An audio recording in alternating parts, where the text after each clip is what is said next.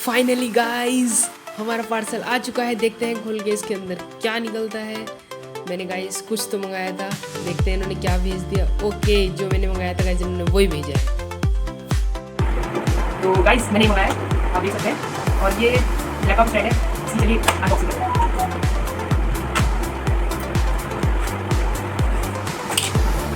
बहुत खुशी है। तो ये दिया है, कल क्या है देखते हैं।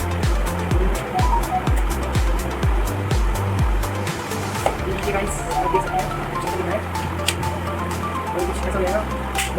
वाह बढ़िया ही है।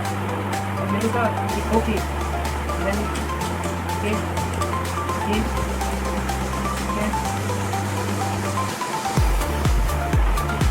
देख सकते हैं। और इसको भी देखते हैं क्या है। और आगे घूमते हैं अगली बार।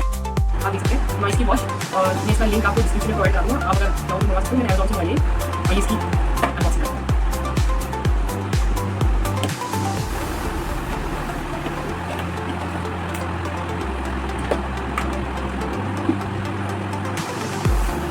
आप देख सकते हैं ओके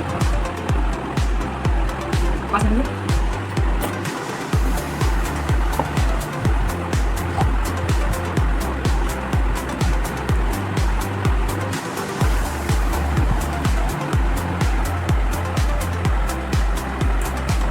इसका कुछ तरीका है।